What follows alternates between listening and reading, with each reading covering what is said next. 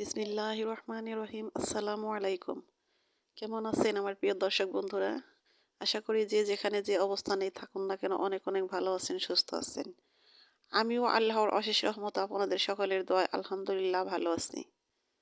কাছে কিংবা দূরে, দেশ ও দেশের বাহির থেকে যে যেখান থেকে এই মুহূর্তে আমার এই ভিডিওটা দেখতেছেন, আমার এই ভিডিওটার সাথে যুক্ত আছেন, তাদের সবার প্রতি রইল মন থেকে আমার অনেক অনেক দোয়া এবং আন্তরিক ভালোবাসা। তো বন্ধুরা, অনেক ছোট্ট একটা ভিডিও নিয়ে আমি আজকে আপনাদের মাঝে হাজির হয়েছি। তো আশা করি ভিডিওটা ভালো লাগবে, তো শেষ মুহূর্ত পর্যন্ত দেখার অনুরোধ রইল।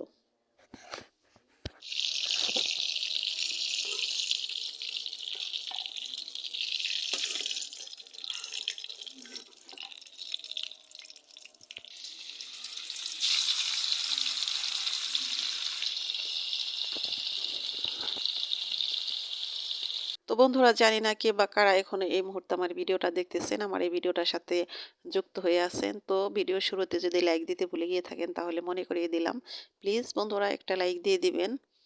আপনাদের একটি লাইক আমার কাছে অনেক অনেক মূল্যবান। আর যে বন্ধুরা এই কাজটি করে দিয়েছেন তাদেরকে জানাই অসংখ্য ধন্যবাদ। আর নতুন বন্ধুদের বলতেছি, প্লিজ বন্ধুরা ভিডিওটা মনোযোগ সহকারে দেখুন। যদি কোথাও কোনো একটা অংশ আপনাদের ভালো লেগে যায় তাহলে আমার এই ছোট্ট চ্যানেলটাকে সাবস্ক্রাইব করে আমার পাশে থাকতে পারেন। ছোট্ট একটা কমেন্ট করে যাবেন, সেই সব কমেন্টের সূত্র ধরে আমি আপনাদের পরিবারে চলে যাব ইনশাল্লাহ।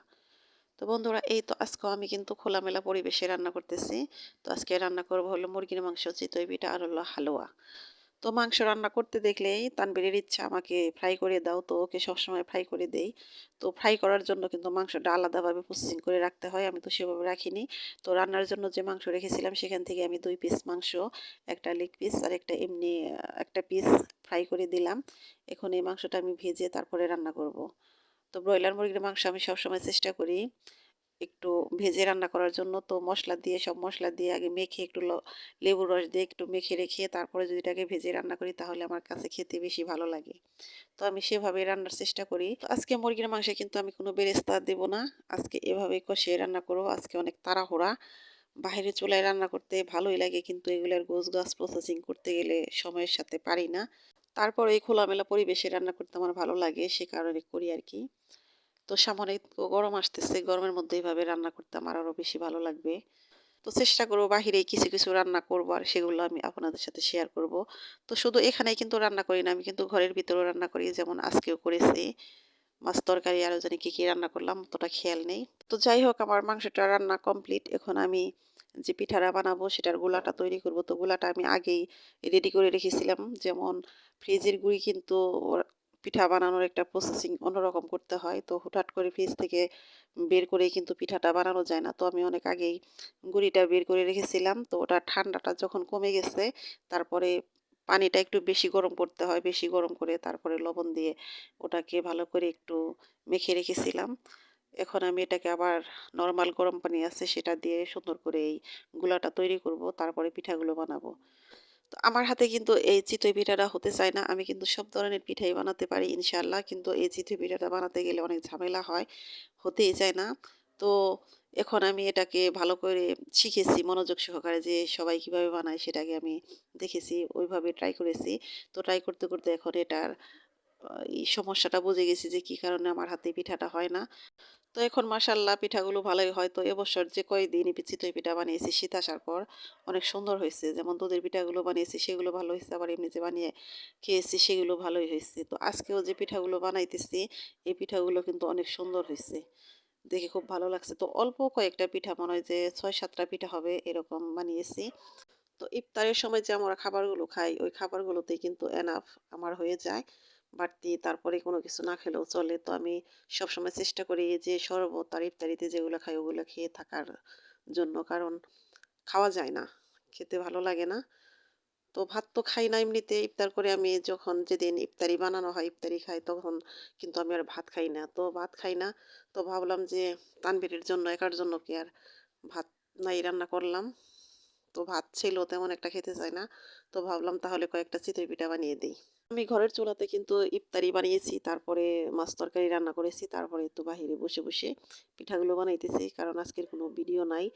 তো ভাবলাম যে ভিডিওটা বানাতে হবে, সে কারণে বাহিরে চুলায় বসে বসে মাংস তারপরে এই পিঠাগুলো বানাইতেছি। তো বন্ধুরা, যত যা কিছুই করি না কেন মনের ভিতরে অনেক দুশ্চিন্তা কাজ করতেছে। তো আমরা কিন্তু সবাই জানি দেশের বাহিরের যে অবস্থা। তো আমার হাসব্যান্ড যখন আপনাদের ভাইয়া বিদেশে থাকতো, তখন যে কিরকম লাগতো কোনো ঘটনা শুনলে কিন্তু মনের ভিতর চমকে যেত। আর সবসময় দুশ্চিন্তা কাজ করত। যেহেতু আমার কাছ থেকে অনেক, অনেক দূরে থাকতো। আর বিদেশে কিন্তু অনেক ধরনের দুর্ঘটনা ঘটতেছে ইদানিং বেশি। তার মধ্যে আবার যে কি শুরু হয়েছে কয়েকদিন ধরে দেখতেছি, খবর দেখলে কিন্তু ভালো লাগে না। তো নিজেকে দিয়ে যদি কিনা উপলব্ধি করি, বিবেচনা করি তাহলে বুঝতে পারি যে যার স্বামী বাহিরে আছে, যে মায়ের সন্তান দেশের বাহিরে আছে তাদের কেমন লাগতেছে।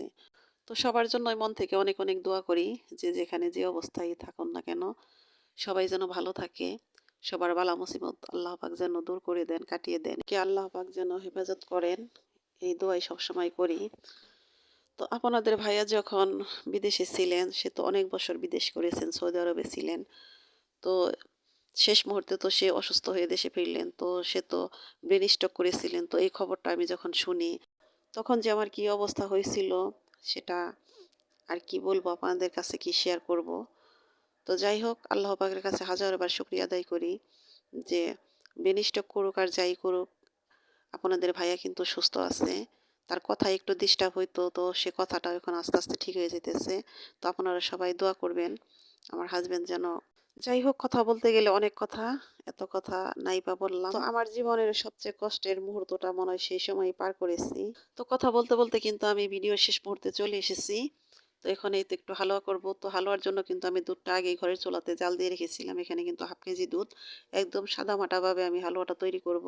তো এই হালুয়ার মধ্যে দারচিনির যে গুঁড়াটা আছে সেটা ব্যবহার করব, আর হলো সুজিটা দেব। তো সুজিটা একটু ভেজে নিলে ভালো হয়। তো সেই সময়টা এখন আর আমার হাতে নেই। আমি এভাবেই করব। তাতেও কিন্তু হালুয়াটা খেতে বেশ মজা হয়েছিল।